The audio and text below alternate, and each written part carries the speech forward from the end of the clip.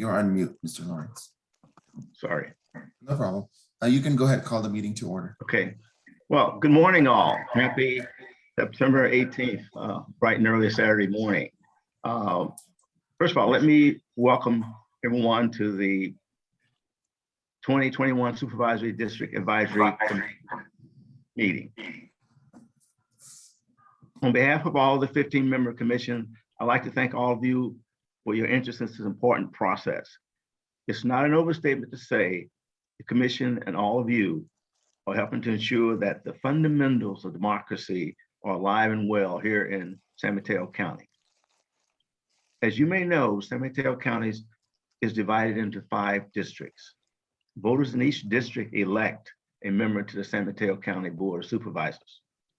Our work today will help determine which neighborhoods and communities are grouped together in those 5 districts.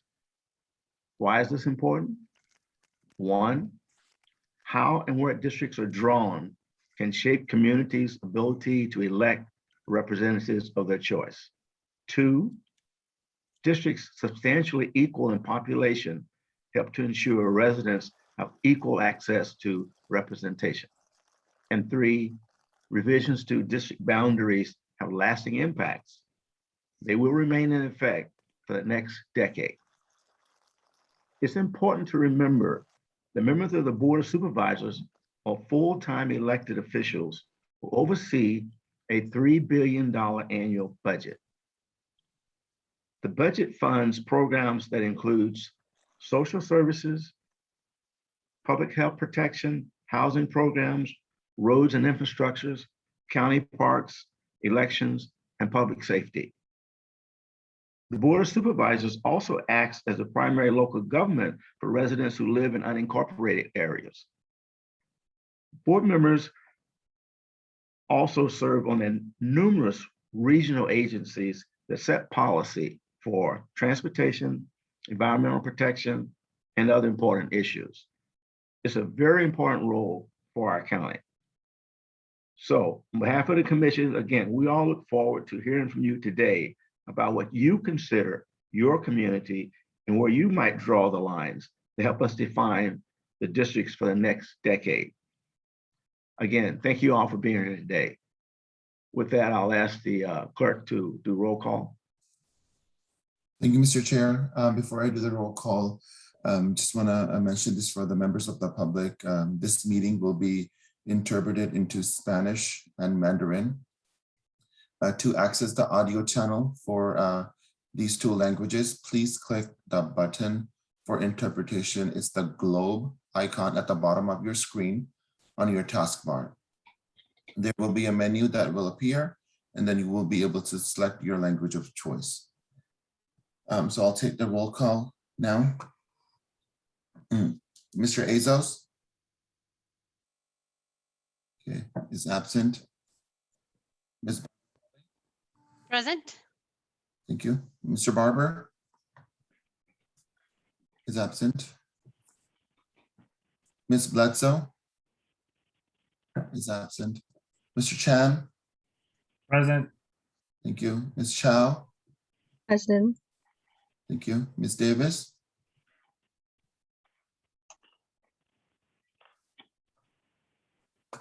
I did see Ms. Davis earlier. Ms. Davis? Apologies, my mute was not coming off. Present. No problem. Thank you. Mr. Dinan? Present. Perfect. Thank you. Mr. Espinoza is absent. Mr. Guerrero? Present. Thank you. Mr. Monzon Ruiz is absent. Mr. Albert? Here. Thank you. Ms. Salander? I'm here. Thank you. Vice Chair Romero? Is absent. And Chair Lawrence? Here. Thank you. And let me just take a quick check on the attendee side to make sure I didn't miss anybody.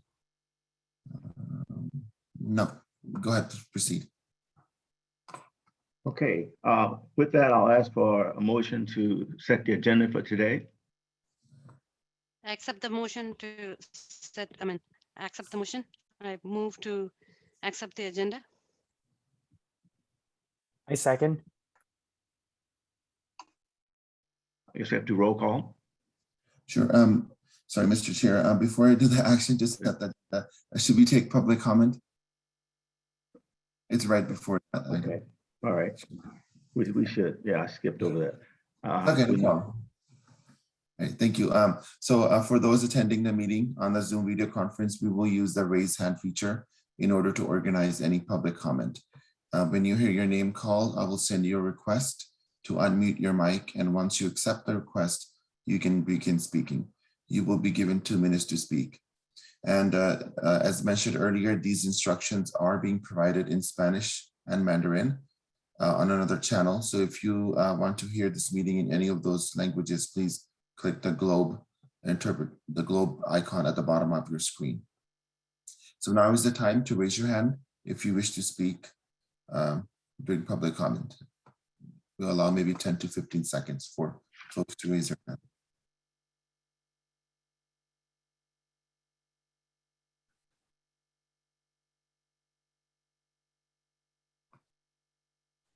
Okay, Mr. Chair, no hands are raised. So I'll move to item number 3, action to set the agenda. We have a motion from Commissioner Bandrapalli, seconded by Commissioner Guerrero. I'll take the roll call. Commissioner Bandrapalli. Yes. Thank you. Commissioner Chan, Yes. Mr. Chow, Yes. Mr. Davis, Yes.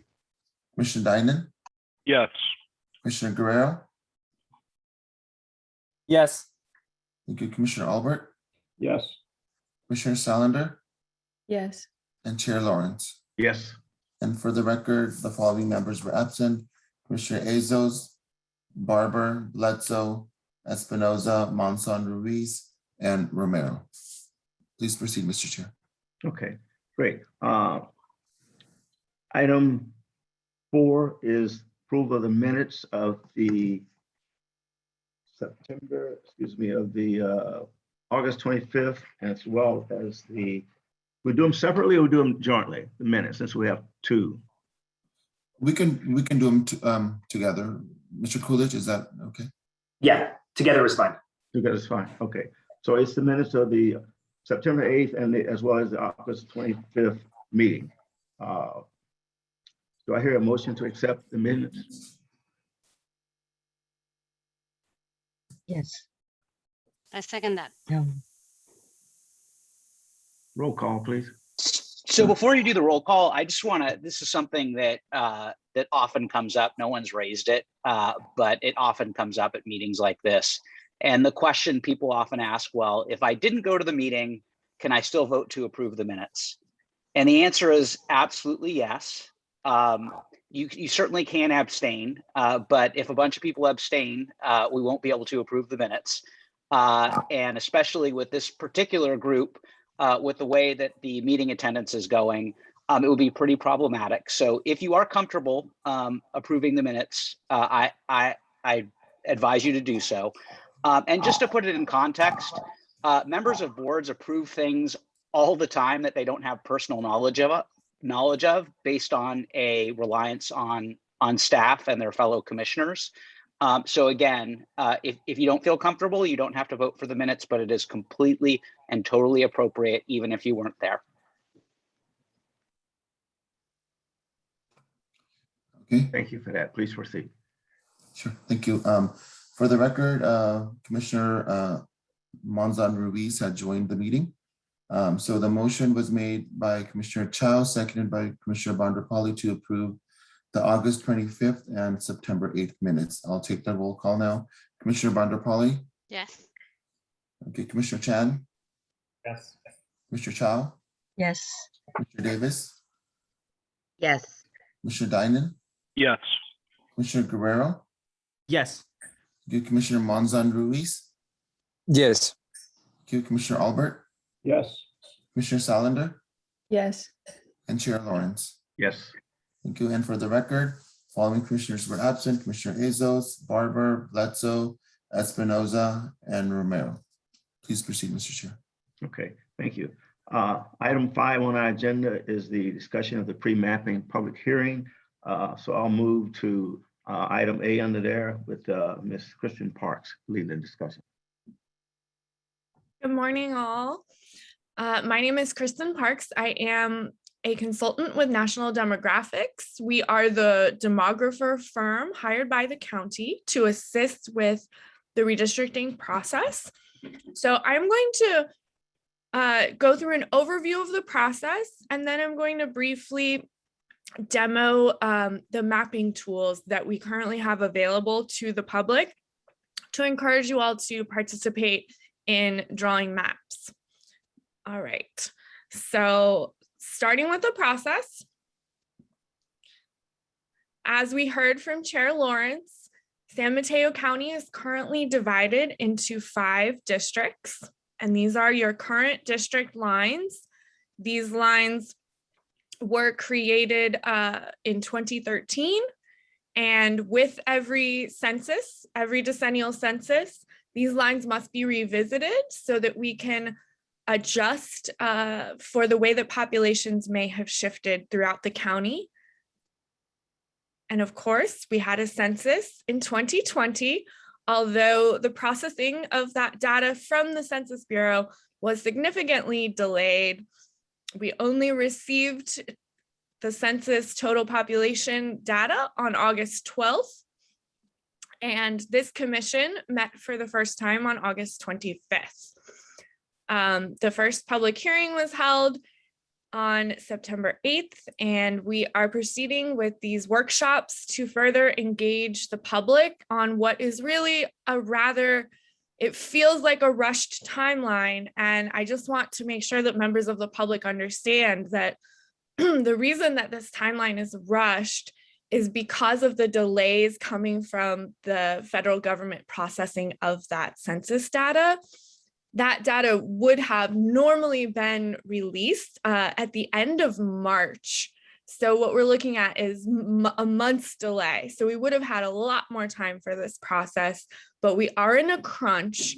The reason we're in this crunch is because there is a December 15th deadline for the county to adopt a new district map.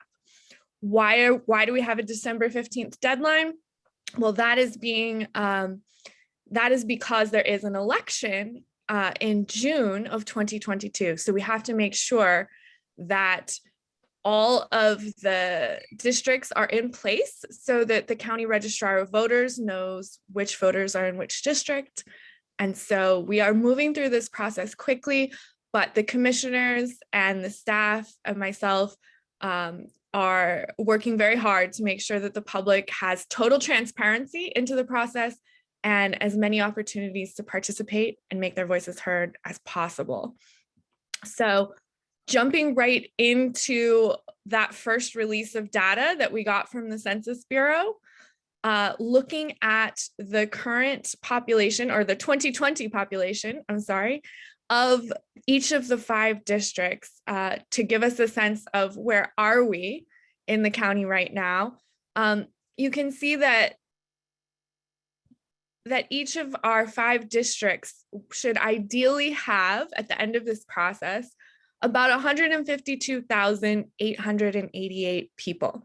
The way that we get that number is by taking the total 2020 population of the county and dividing it by 5, so per the 5 districts. This is to ensure that each supervisor represents more or less the same number of people. What you see on the deviation lines of this table, you're going to see percentages and numbers that represent how that district's population deviates from that ideal number of 152,888. So the districts that have a negative deviation are districts that are slightly under that number, and those that have a positive deviation are districts that have slightly more population than that ideal size. So when we look at the difference, or the total range of deviation between the largest district and the smallest population district, that's where we get the number in red, the total deviation, which is 9.73%. Now, we are going to get one more adjustment to this population data, hopefully on Monday, but it shouldn't change it too dramatically. What we're looking at is a total deviation for the county that is not terrible, but there's definitely improvement that we can make to balance out population across the 5 districts. So what this looks like on the map, just so for those who are a little more visual oriented learners, we do have 3 districts that look like they had less population than the ideal. So districts 1, 4, and 5 would need to add population in order to balance out. And districts 2 and 3 would need to give up a little bit of population to balance out. So that's what this looks like on the map. Again, once we get that final release of data from the state next week, we'll update this if there are any changes. So the legal criteria that we need to abide by as we are drawing district boundaries are really grouped into 2 categories: the federal requirements and the state requirements. And the reason that it's important for the public to have a basic understanding of these criteria is because as we go through maps, and many of the maps that we discuss that this commission will consider, if not all of them, will be drawn by members of the public. And so I think it's important as members of the public are participating in this process to understand what is governing it. And I've alluded to the equal population rule. Of course, all of our federal laws take precedent. They are supreme. And so under federal law, each district must have more or less an equal population. The district boundaries must not violate the Federal Voting Rights Act. Of course, that means that when district boundaries are drawn, they cannot discriminate or dilute the power of protected classes of voters. So we will look at race and ethnicity of voters to ensure compliance with the Voting Rights Act. However, we cannot draw district lines based solely on race or ethnicity because that would constitute racial gerrymandering, which is prohibited under federal law. Now, in the state of California, this year we are operating under a new California law that governs redistricting. It's called the Fair Maps Act, and it gives us, in addition to federal law, a list of specific criteria that must be considered.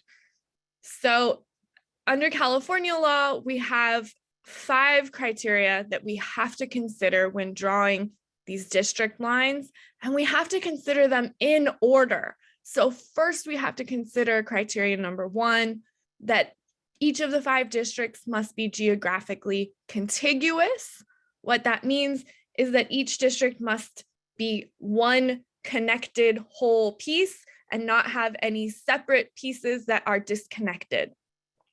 Number 2, we want to try to minimize dividing up neighborhoods and communities of interest. So when we are drawing those lines, minimizing drawing the lines through neighborhoods and communities of interest that do not want to be divided up into separate supervisorial districts. Similarly, the 3rd criterion, minimizing the division of cities and places. CDP is census designated places. So again, we don't want to draw lines through the middle of cities or places if at all possible. This doesn't mean we can't do this. It just means that this is 3rd in the list of criteria for California. We want to minimize it. So to the extent practicable.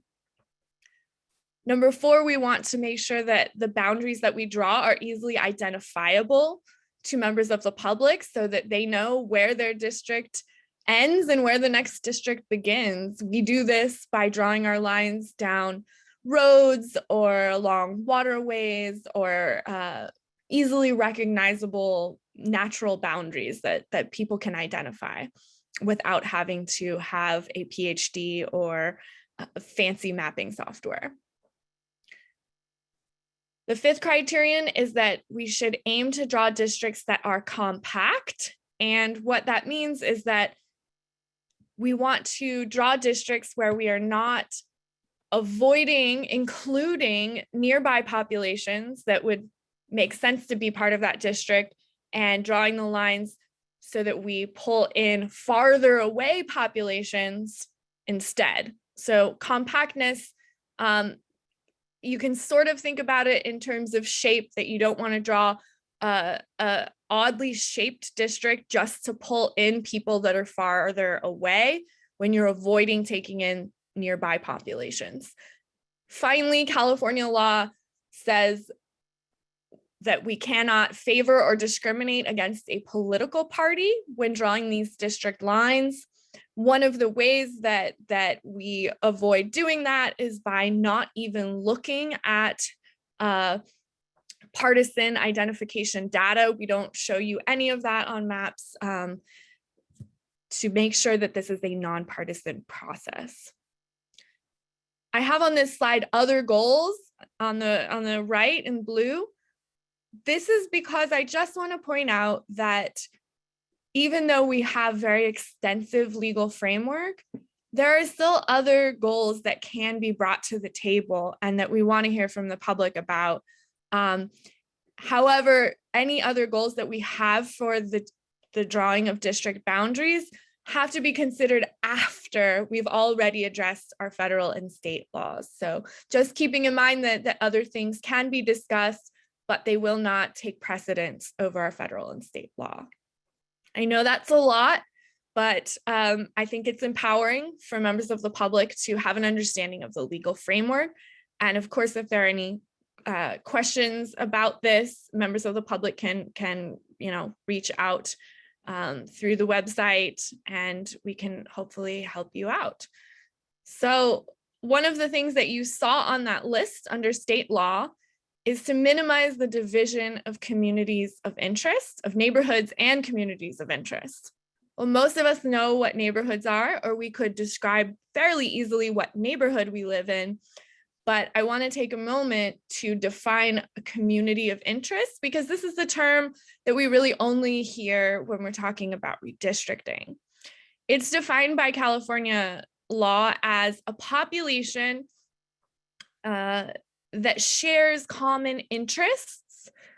And these interests can really be anything that you can think of.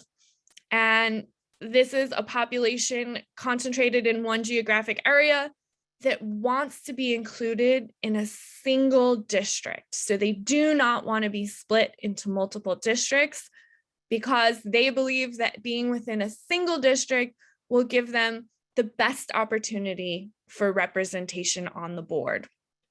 So that is what we're talking about with community of interest.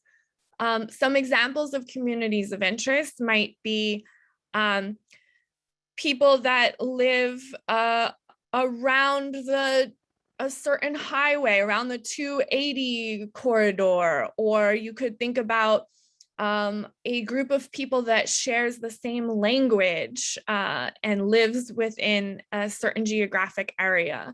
There are many different ways that you can define your community of interest.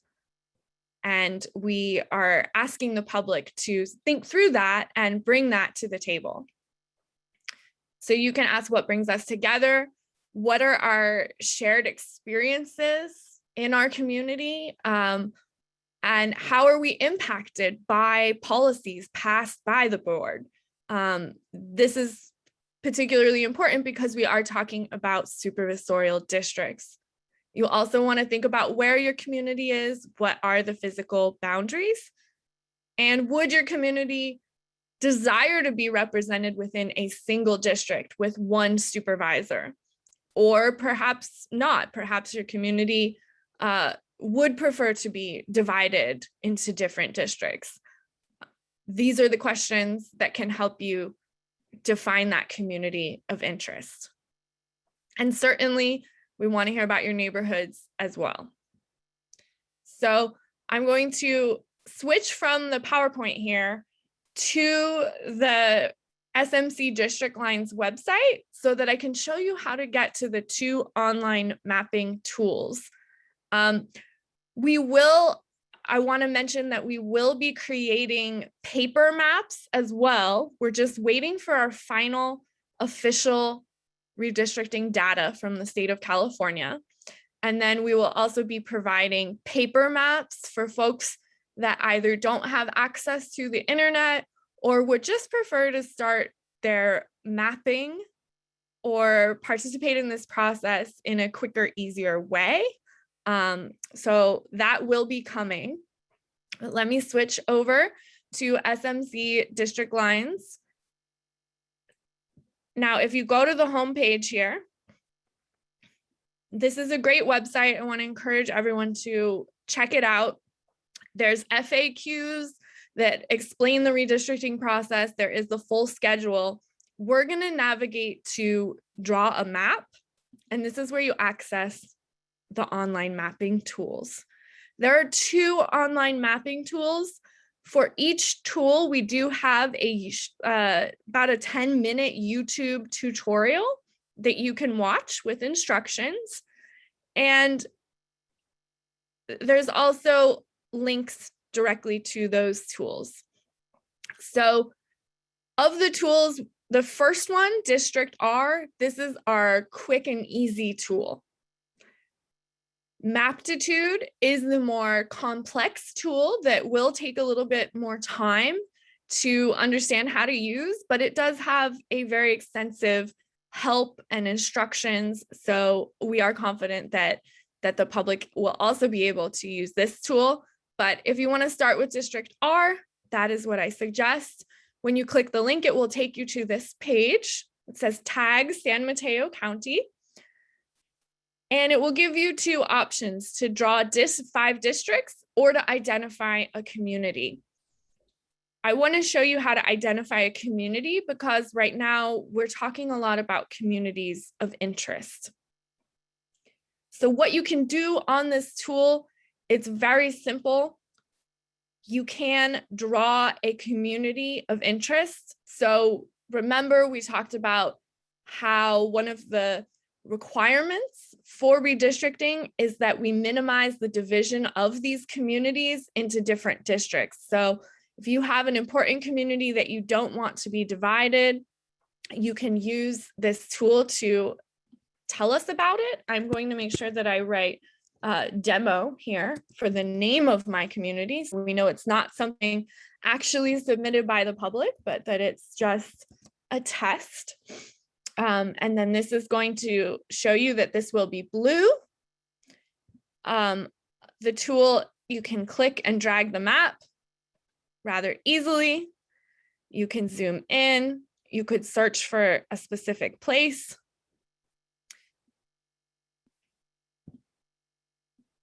And what you're going to see when you zoom in is you're going to see census blocks.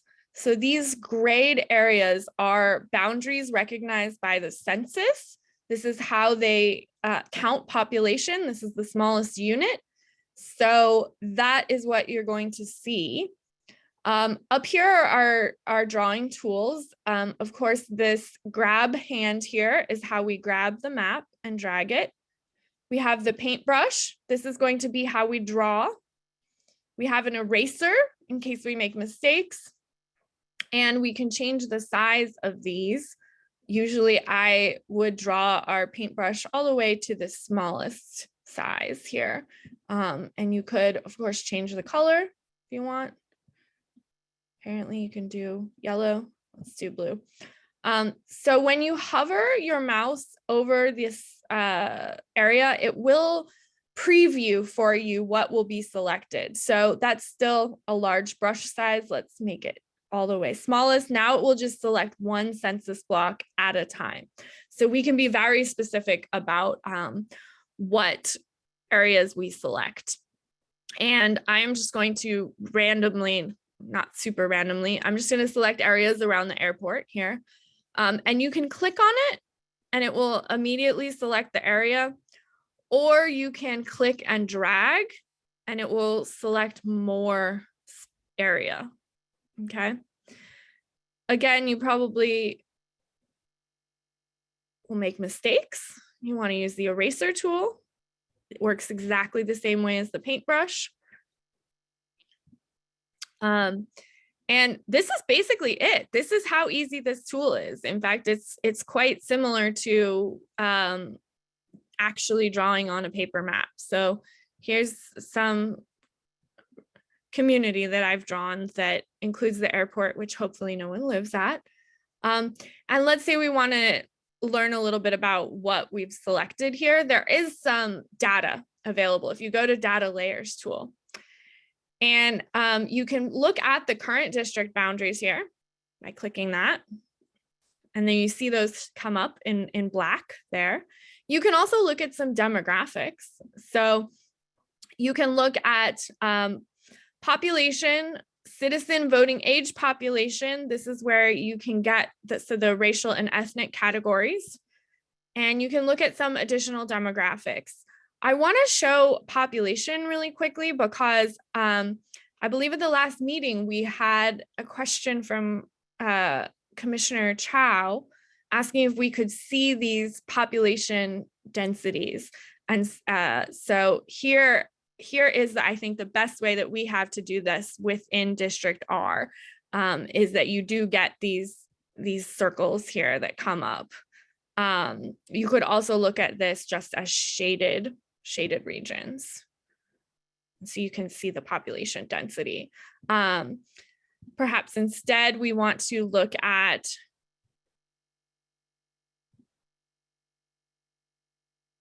the Black population. You can look at that. And of course, what we're looking at is not the total population of African Americans. We are looking at the voting age, the citizen voting age population.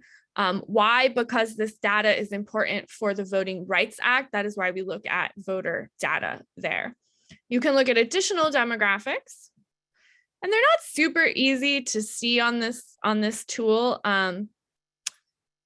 However, we do have a choice of children at home, high school graduate, income, renters. That's always an interesting one in San Mateo County. We can look at where renters are. Perhaps you want to draw a community 2, and we want to call this one renter demo. And maybe you want to show, renters around the Burlingame area. You could do that. Once you are satisfied with what you've drawn, you can also look at how many people you've selected. So in this blue area that I have selected here, it's telling me I pulled in about 17,000 people, okay? So if you recall, the total ideal district size we're looking for is more than 150,000, right? So anytime that I'm drawing a community that's smaller than a total district size, that's probably a good thing, because we think of those districts as collections of neighborhoods, communities, cities, places. So if you're satisfied with what you've drawn, you can click the save button. It will automatically save this. You don't have to log in. You don't have to do anything else. So it is now saved on the back end. It gives you this pop-up window with additional options. The additional options are that you can share this map publicly by clicking share to gallery, or you can save it as a work in progress, which also it gets saved publicly, so that you can signal to folks, this is not done. I've started working on it. It's not finished, and you can save it as a draft. I'm not going to do either because I don't want to clutter the website there. But the other thing I want to point out on this tool is that there is a text box, and we encourage everyone who uses District R to we don't care as much about what name you're putting on your community. It's actually much more important that you write a sentence or two describing why you drew that community where you did and why it would be important for that community to be in one supervisorial district. So if we go back just to the District R page here, identify a oh no, sorry, I want to go show you where there already are shared maps. We already have 2 maps here that have been shared. So this is kind of exciting to see. If we click on them, they will open and we can see the descriptions that have been written to accompany them. So for instance, this is San Mateo County coast side, and there is a description here explaining why this was drawn the way it was drawn. So that is one wonderful way that you can use this District R tool fairly easily.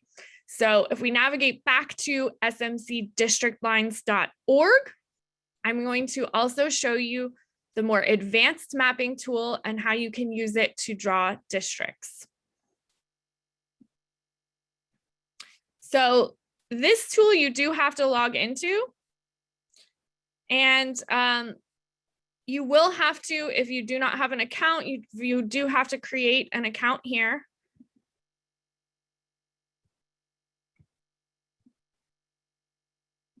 And hopefully it will let me log in.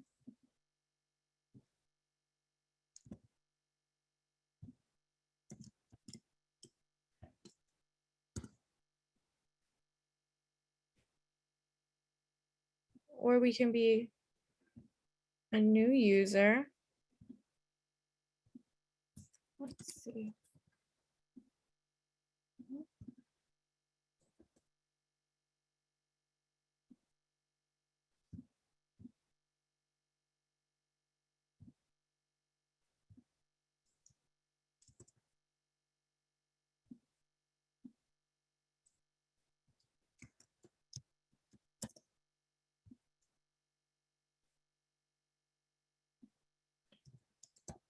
I'm using a different computer this morning, which is why I can't log in. There we go. I'm logged in. Amazing. So once you log into this tool, you'll see all the plans that you've worked on in the past if you have, and you can open those. We're going to click New Plan. We're going to start from scratch. We can start from a blank map, or we can start from the existing districts. Once people use this tool and actually share maps that they have created, just like District R, we will see those shared maps. So we can either start from the blank map and draw 5 districts from scratch, or we can start with existing districts. And I'm going to today show you how to start from existing districts. Then you give it a name.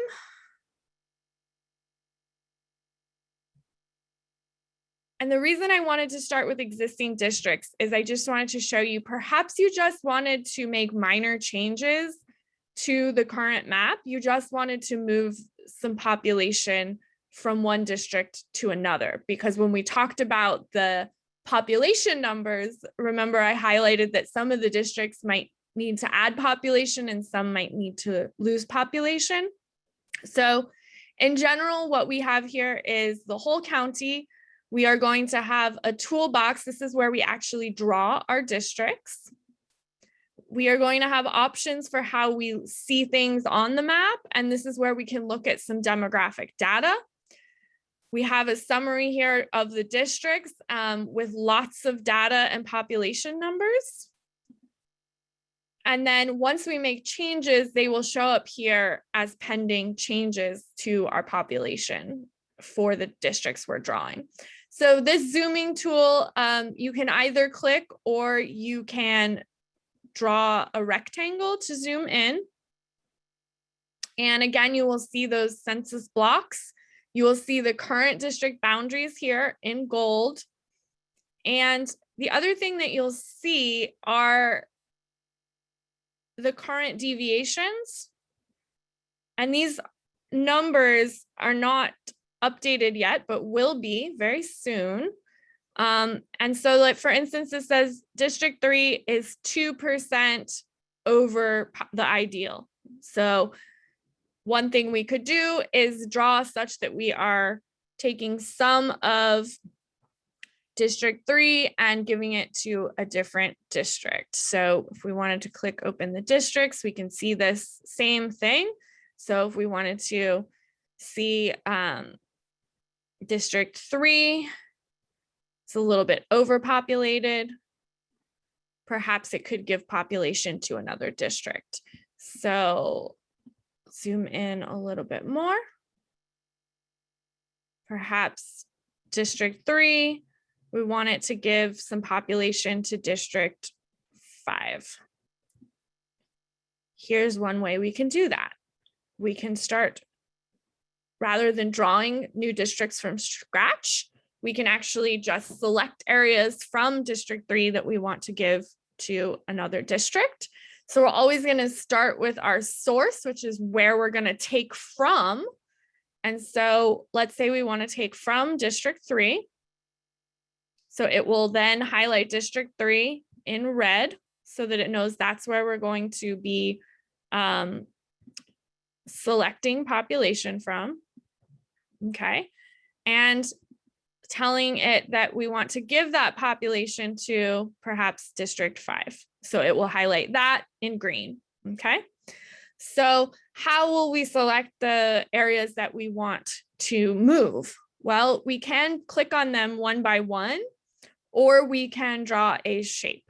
So I'll show you first what happens when you click on them one by one. We can just click on some blocks and it will highlight them. If we want to select a bigger area, we can draw a shape and it will pull all of the census blocks that it can within that shape. Now you have to draw the shape line by line, which is a little bit annoying, but you close the shape and it will pull stuff in there. Let's go ahead and select these little ones that it missed. And then let's move this population. Keep in mind that I am not making any suggestions as to what should happen here. This is purely for demonstration purposes. So I'm not making any suggestions here. So let's say that we're satisfied that this is what the area that we would like to shift from District 3 to District 5. We can look at what those changes will be. Perhaps we want to look at some demographics. Perhaps we want to see of these folks, what are the renters? Then suddenly we get a heat map of renters. And of course, remember that heat maps go from cold to hot. So the warmer colors here, the reds and the oranges, have higher percentages of renters. And you can look at this right here is the legend. I know it may be very hard to see on this screen, but the purple is where there are the fewest percentage, 0 to 25% renters in each of those blocks, all the way up to the red blocks that have 75 to 100% renters. So we can look at that sort of information. Maybe that's one of the considerations that we're using for why we want to make a move of some group of population. So just because we've highlighted this doesn't mean that it has moved yet. We have to click the checkbox in order to approve it. So when we click that checkbox, it will make that move. And you'll see that it has adjusted the district boundaries. You'll also see that I left this one block, this poor little block here, all by itself, which would mean that District 3 is now not contiguous. That is the first requirement. So even though I made this move, I did something that would not be legally permissible. We can go back and fix that by selecting this one little block that I lost. I think it's selected. Oh, maybe not. Let's zoom in, see if we can fix that. There we go.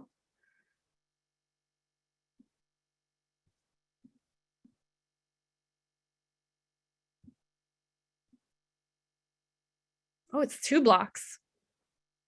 All right, so now let's move those from District 3 into District 5 so that we have contiguous districts. There we go. Awesome. So I'm not going to show this tool too much more. I will encourage you to watch the YouTube tutorial. I want to point out that this tool is available in 6 languages, which is great. The help is also very good. It usually would pop up here. Apparently it doesn't like my browser today. I do recommend using all of these tools in Chrome, which I'm not doing right now.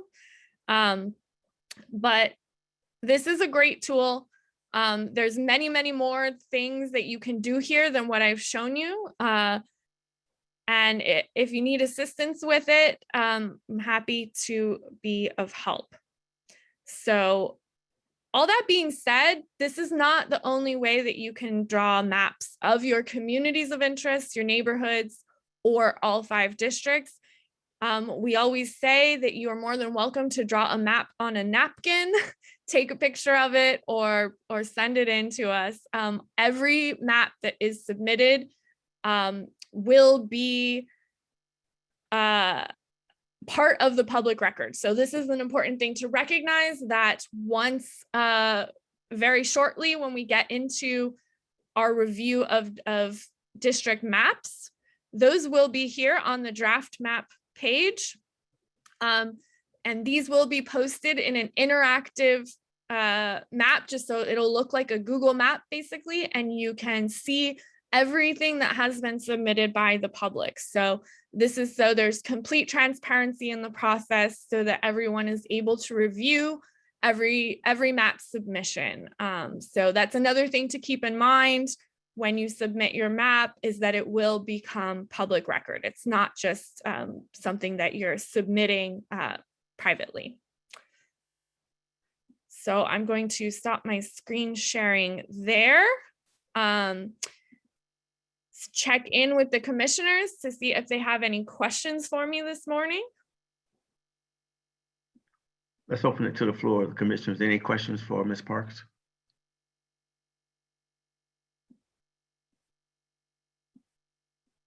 I see Mr. Chan raise his hand. Yeah, thanks again for the presentation, Ms. Parks. So today was the first time that I think you showed the data layers for the District R tool. In the past, when you've demonstrated this, you've told us that the data in District R is not up to date. And so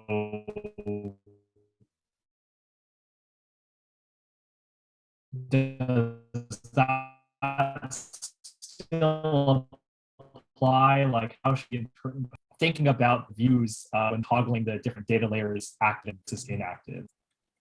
Yeah, so it's a great question. Thank you for it. So we're actually operating with data coming from the Census Bureau. However, we're talking about some data that we have that comes from the American Community Survey and some that came from the 2020 census. So a lot of that demographic data, the race, ethnicity, all of that is good to go, because that's coming from the American Community Survey, which is we're looking at sort of an average over a period of years. With the total population, that's the main thing that we're worried about. So that's the main thing that isn't updated, right? Is those total population numbers, and it's not updated in either of the tools yet. We hope it will be. We'll make sure that an announcement goes out to everyone, is posted on the website when those total population numbers are updated. But again, we've had to wait for the state of California to reallocate the state inmates, right, back to their last known addresses. And so when you're looking at the demographics, that data, you can treat that as pretty accurate demographic data. But if you are drawing 5 districts and you want to make sure they're population balanced, that's where I would caution you to just understand that those numbers may change. So hopefully that's helpful. Commissioner Diane, I see you raise his hand. Yes, hi, good morning. It's always enjoyable to see your presentation again on the tools. I'm in East Palo Alto, and I guess the question I have is the remaining data is going to be allocating former felons to their place of origin. What percentage of population is left to allocate? I mean, are we talking, I mean, I can't, Yeah, statewide, I believe it's 94,000 inmates. So statewide, it's a drop in the bucket.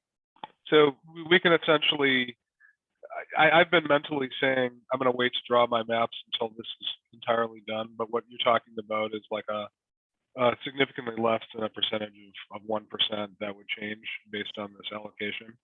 Yes, however, what's in the two tools is not the August 12th data, to my understanding. It's actually estimates from before August 12th.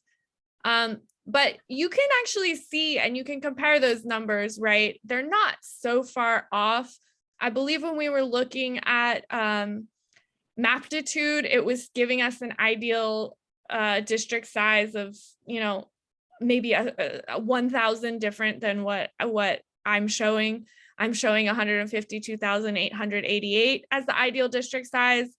The tool was, maybe a few hundred off from it. So all that being said, go ahead and draw your maps. What our job at NDC is to take whatever those maps that we see drawn by the public, we will process them professionally, make sure that if it's a map drawn on paper, that it lines up the best that we can do with census block boundaries. And even if you draw a map that isn't perfectly population balanced, it's still worth doing that now. That's why the tools are up and available, because what we can do is if we get a lot of maps from the public that are shifting, one certain neighborhood from one district to another, we can highlight that when we present it to the commission and say, there's significant interest in moving this neighborhood from one district to another. Here are the ways in which that may or may not work population wise. So I would say to you, and don't hesitate to engage with the tools. Don't wait.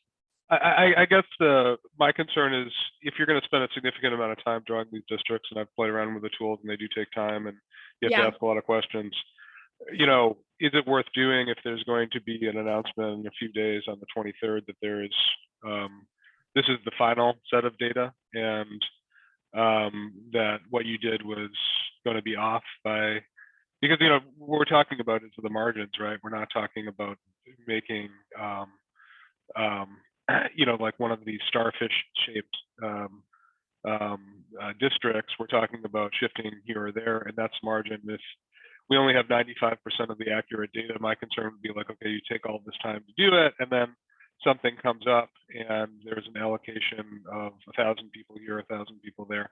I mean, who knows, maybe San Mateo has 50,000 inmates that are going to be allocated to the city of San Mateo, and we suddenly have to adjust for that. And so when is the final data, the absolute, I'm glad you're laughing, that was a joke. I'm laughing because San Mateo is not going to get half of the inmates from the whole state. But no, but you know what I'm saying, though. I mean, if we're talking about marginal changes, then marginal changes in the data is going to be an important thing to analyze. And when is the absolute locked in? Is it the 23rd that everything is going to be okay? This is the final demographic data.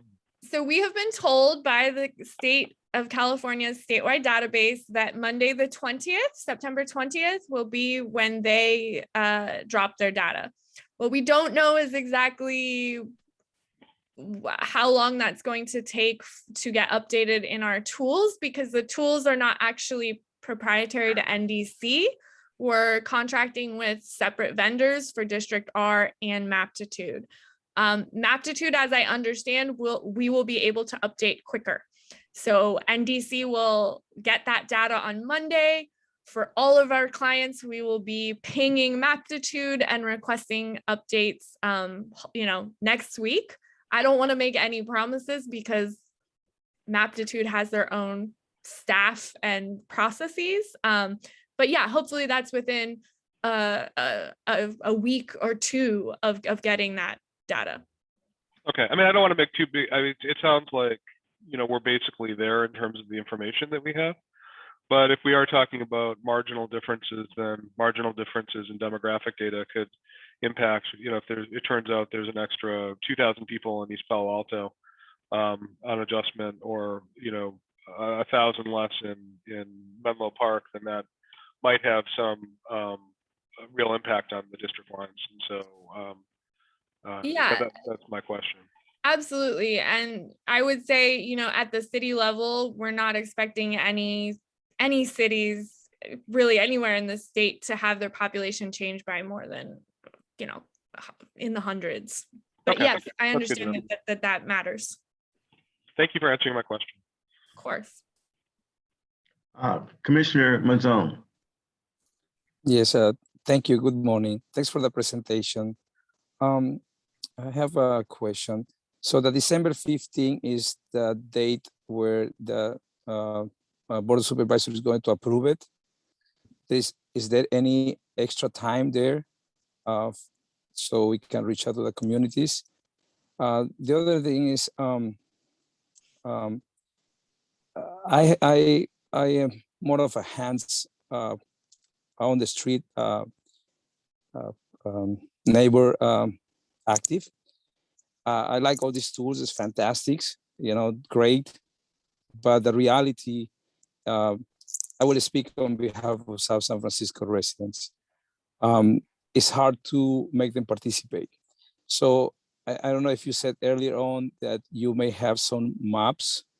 One thing that we exercise on our local level as a city when we went to district elections is a few workshops with the blank, kind of like, maybe just highlight the districts, giving an opportunity for the residents, the community to actually just make a new lines and explain in a brief why. And that would be a good tool for us, just to reach out to some residents and ask them if they can participate, and we can submit this one to this commission and you can review it. Just sending all these fantastic tools, I gotta be quite honest, it'll be very low feedback, and I'm optimist, but I would like to use this other tool, having a roadmap once you have the data, and hand it, make it available for us, and we can, print it out and reach out to our community, and they can make some suggestions on their point of view. The other thing is, one of the things that I find it a tool that we haven't mentioned here yet is the motivation and the engagement to the community. All these commissioners that I like their passion on each neighborhood. That is encouraging to me. I like what I'm hearing, but doesn't reach to everybody. So we might not need too much encouragement to be active in our community, but other people do, because their job and functions, right? So it'll be very helpful for us on the commission to start meeting the 5 supervisors. I have never met the other supervisors other than Dave Pine and Mr. Dave Canepa, and very little of them. So this is a good opportunity for us as a commission to get very familiar with them to start, so we can get encouraged by their point of view, vision to the county on their districts, and we can transfer that to our community. That is a very good tool to get people engaged, because at this point, we are probably having about 6-7 meetings. I gotta tell you that I haven't seen them yet, other than the beginning, and we need to see them. We need to see what is their vision, what is the passion that they have serving those boards, and we can transfer to our community so they can get engaged, why they need to be. Because as a just regular resident, if you invite me to any meeting, I gotta have some sort of interest, right? Why and how? You're asking us to do the awarenesses, wonderful, great, but we need work we need the high level. I always believe any group, any commission, if the head is present and it has a vision, it will be more successful than just a lot of other virtual tools. I hope I make clear that suggestion and comment, those three things. Thank you. Thank you, Commissioner. Thank you, Commissioner. I assume with the recording of the minutes that any recommendation back to the board will be if they're available. They'll be able to read that also. Okay. Are there any That's other correct. questions? Chair Lawrence, just to answer one legal question that was posed by the commissioner. Yes, the December 15th deadline is a hard deadline. That is a deadline imposed by the state elections code. There was some talk of potentially pushing it back, kind of given the delays in the census data, but ultimately that did not happen.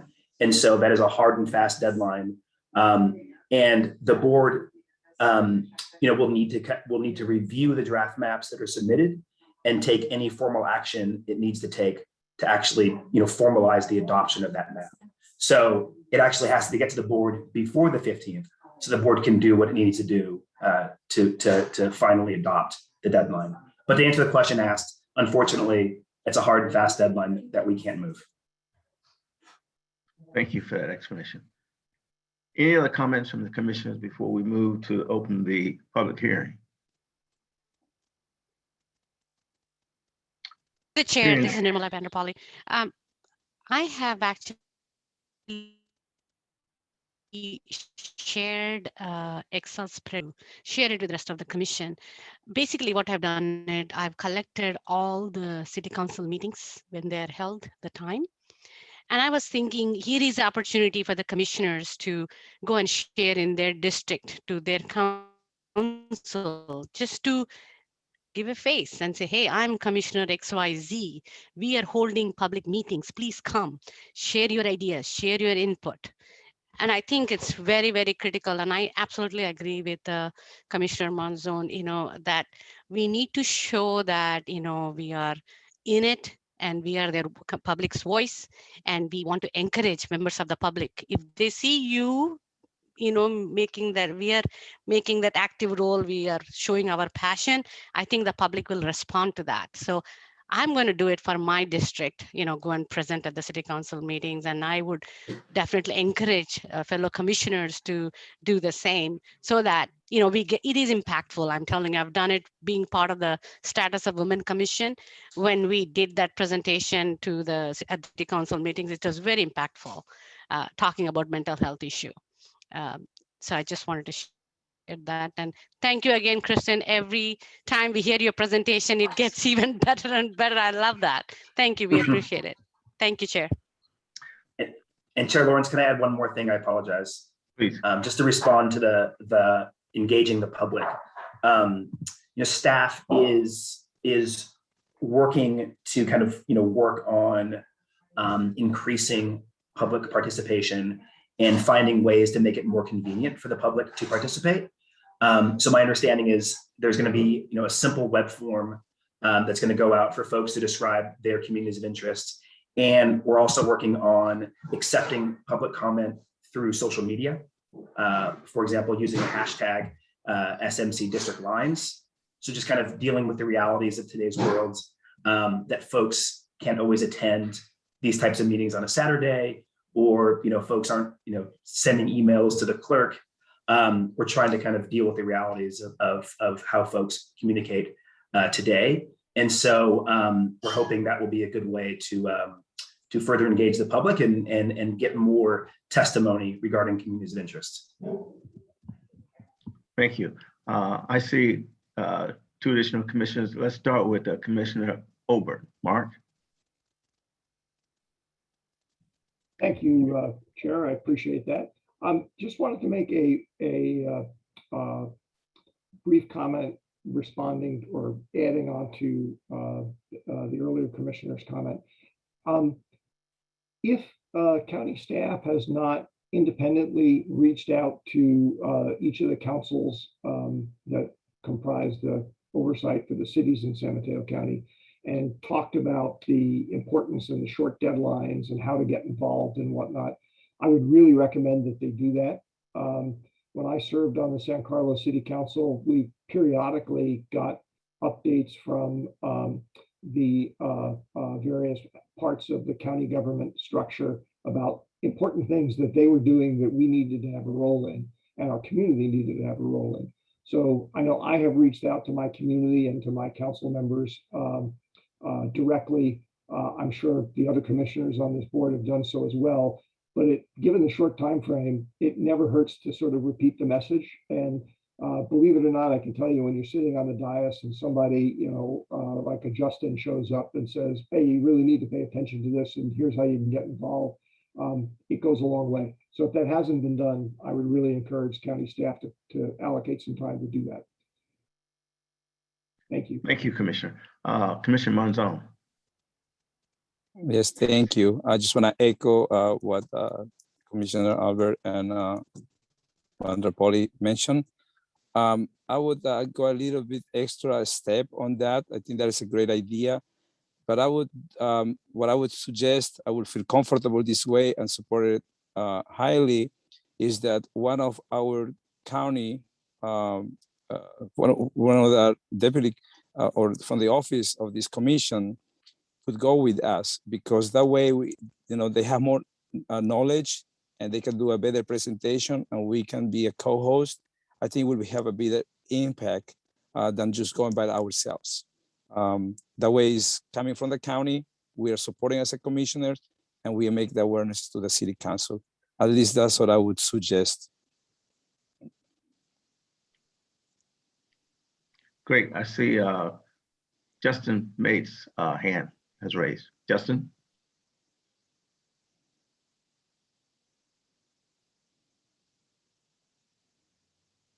Can you hear me? I think he's on mute. Right. Yes.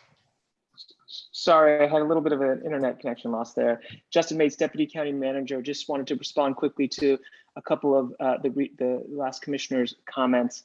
The first is we have reached out to every single city and every single city public information officer to share the information about our process as well as these meetings.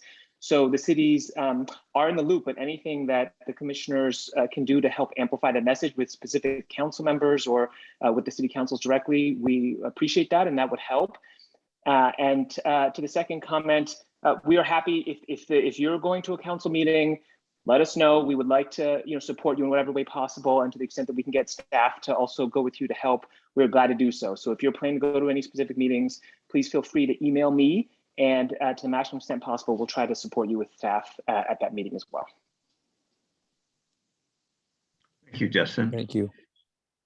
Any further comments from the commissioners? Great, that was good. Let's move to the public hearing. So I'll seek a motion to open public hearing.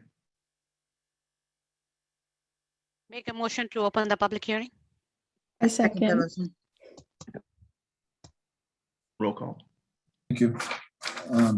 Motion is made to open the public hearing by Commissioner Vanderpoli, seconded by Davis. Commissioner Vanderpoli? Yes. Commissioner Chan? Yep.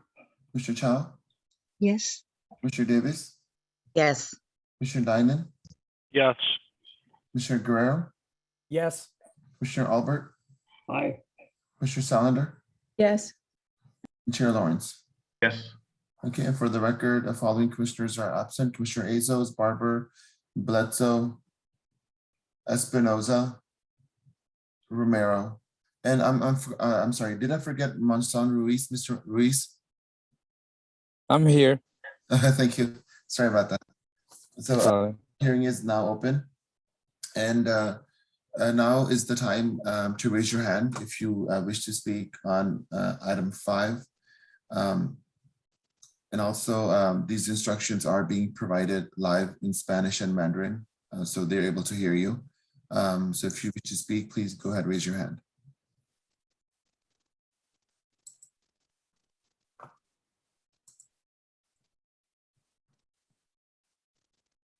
Okay, Mr. Chair, I don't see any hands raised, but I do want to mention that in the district lines email, I do have one written comment from Bruce Lupton, and this is what the comment reads.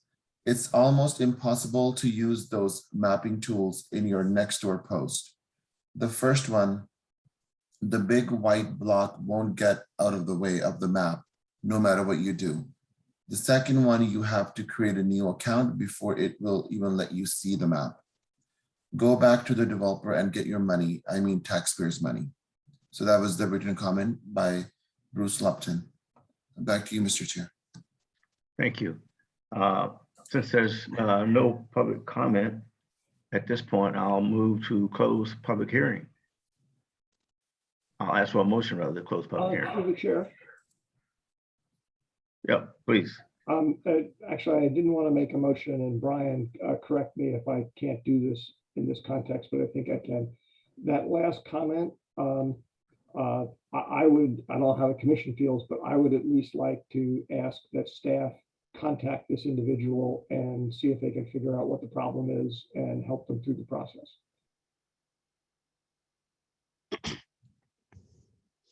Commissioner Albert, I'll be more than happy to send that email to Mr. Mates and Mr. Coolidge so that one of them can respond. Thank you very much. Sure. Okay. So can we have a motion to close the public hearing? Make a motion to close the public hearing. Second. Thank you. I'll take the roll call now. Mr. Vanderpolly, Yes. Mr. Chan, Yes. Mr. Chow, Yes. Mr. Davis, Yes. Mr. Dinan, Yes. Mr. Guerrero, Yes. Mr. Manzan Ruiz, Yes. Mr. Albert, Aye. Mr. Salander, Yes. and Chair Lawrence. Yes. Okay, and for the record, following members were absent: Commissioner Azos, Barber, Bledsoe, Espinoza, and Romero. Please proceed, Mr. Chair. Okay. Okay, item 6, commission member reports. This is time for the commission to provide feedback on any item. One of the things I like to say is that we've had, as we can see in the past 2 or 3 meetings, the public participation is certainly not what we expected. So anything that we individually can do to drive that, I think will be certainly helpful to the overall process. And with that, I'll open it up to any other commissioners for comments. Through the chair, this is Nirmala Vanderpolly. I have actually shared the information with the Commission on Status of Women, and they are very much interested in hearing, from the team, like really have a good understanding and how they can support. So I have sent an email to Justin as well as Suki to arrange for a meeting. We have a monthly meeting at the Commission Status of Women to attend one of the meetings, upcoming meetings, and to, share the information. And number 2, I've tried to use the tools myself, and I would agree with the person who made the public comment. They are not very easy to use tools, very complex.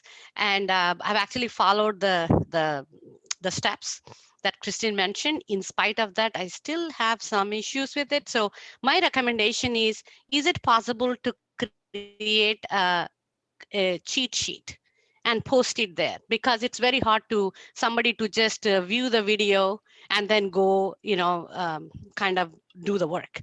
So I would really encourage the Kristen, whoever the developer is working on it, to actually create a cheat sheet and follow it and make sure QC it and make sure they're able to do the, create the map that they want to, so that is very helpful for the members of the public. Thank you.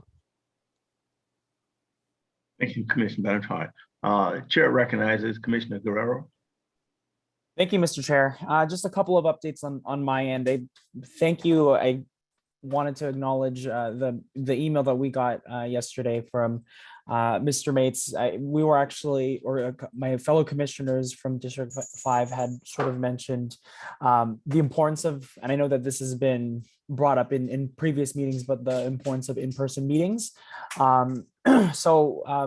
Definitely would love to have an opportunity for an in-person meeting within District 5. I know that there is some interest from Daly City council members and community members, and hoping to incorporate some of the other communities within District 5. And then also, I know that there are a couple of public events that are happening that are of great opportunity for the commission to do some in-person outreach. So, I know I'll fill out that form so that we can sort of get some public presence out at these public events. But more to come, and looking forward to supplementing these virtual hearings with in-person opportunities. Just as many of the commissioners have said, I think that it's important for us to have a variety of opportunities of engagement so that we can solicit as much feedback as possible on these district lines. So with that, that's all I have to report.